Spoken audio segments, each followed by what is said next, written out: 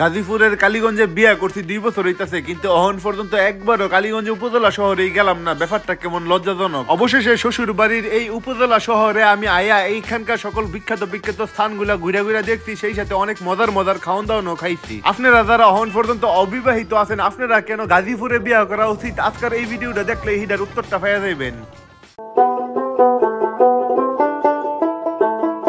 আসসালামু আলাইকুম।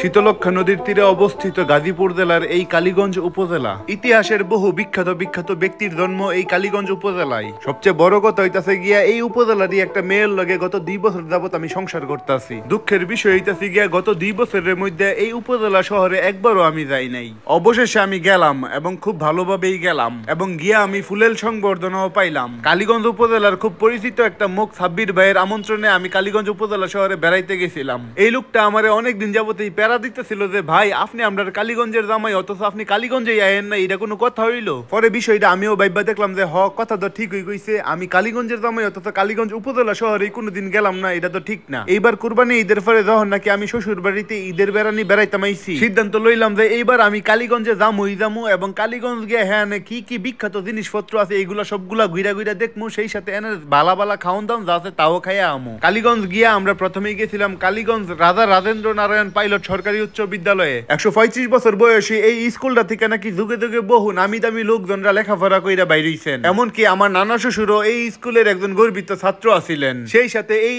স্কুলে আপনার বাবি ক্লাস 5 এর বৃত্তি পরীক্ষাও নাকি দেয়া গেছিল। তার মানে এই স্কুলের লগে কিন্তু আমার শ্বশুর বাড়িরও একটা অতীত ইতিহাস জড়িত আছে। এর মধ্যে দিয়ে আপনারা আমার একটা ছোট্ট সিক্রেট বইলা রাখি, আমি আলহামদুলিল্লাহ গত অনেক বছর যাবতই কখনোই দাঁড়ায়া পানি বা তরল জাতীয় কোনো খাবার খাই না। ইচ্ছা করলে আপনারাও কিন্তু আজকাল থেকে এই দাঁড়ায়া পানি খাওয়া বা তরল জাতীয় খাবার খাওয়াটা বন্ধ করে দিতেন পারেন। এতে করে দেখবেন যে আপনার স্বাস্থ্য ভালো থাকবো, খুব সহজে নবীজির একটা সুন্নত পালন হয়ে যাইব গা। যাই হোক, অত বেশি জ্ঞান দিয়ে লাভ নাই, বেশি জ্ঞান শুনতে আমার নিজেরই ভালো লাগে না। আমরা ওখানে কালীগঞ্জ পাইলট স্কুল থেকে বাইরে সোজা যাইতাছি সরকারি কালীগঞ্জ শ্রমিক কলেজের দিকে। আমার বিয়ার পর থেকে কালীগঞ্জ শ্রমিক কলেজের গল্প আমি অনেক শুনছি, কারণ আমার শাশুড়ি আম্মা ছিলেন এই কালীগঞ্জ শ্রমিক কলেজের একজন কৃতি শিক্ষার্থী। এবং আমি যখন নাকি শ্বশুর বাড়ির থেকে কালীগঞ্জ বেড়াইতে যাইতেছিলাম, তখন আমার শাশুড়ি আমারে কইয়া দিছিলেন তুমি কিন্তু বাবা অবশ্যই আমার কলেজটা একটু দেখে আইবা। এলাকা আমি কালীগঞ্জ গিয়ে প্রথমে সাব্বির ভাই শাওন ভাই তারারে কইছিলাম ভাই যেমন হোক আমার শ্রমিক কলেজে লইয়া যাওন লাগবো। আলহামদুলিল্লাহ তারাও আমার কথাটা রাখছেন, তারা আমার শ্রমিক কলেজে লই আইছেন এবং মাঠের মধ্যে গিয়া দেই যে হ্যাঁ ফুটবল খেলা চলতেছে। আপনারা যারা যারা কালীগঞ্জ পাইলট স্কুল এবং কালীগঞ্জ শ্রমিক কলেজের শিক্ষার্থী আছেন, আপনারা একটু কমেন্ট করে জানাই দিয়েন, আপনারা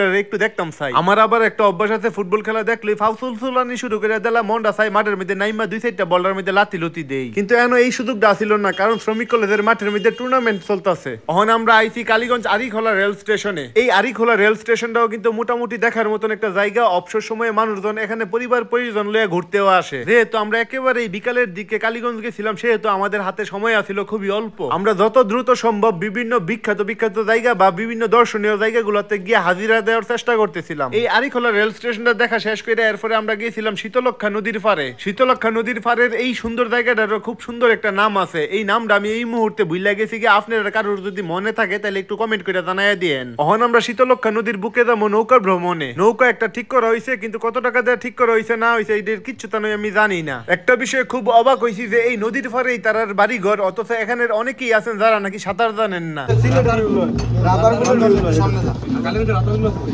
আহা কি সুন্দর স্নিগ্ধ শান্ত নদী। এই নদীতে খালি আমরাই না, আর অনেক ভ্রমণ পিপাসু মানুষজন বড় বড় নৌকা ভাড়া কইরা ভ্রমণে বাইরে হইছে। তারা দেখে আমি নিজেও নস্টালজিক হয়ে যেতেছি। কলেজ লাইফে আমরাও বন্ধু বান্ধবরা মিললে আমরা তিতাস নদীতে এমন নৌকা ভ্রমণে বাইরে হইতাম। নৌকা ভ্রমণে মাঝ নদীতে গিয়া লাফায় লাফায় নৌকার থেকে নদীতে পড়তাম। শালার কি সুন্দর সমৃদ্ধ একটা জীবন পার কইরা এলাম।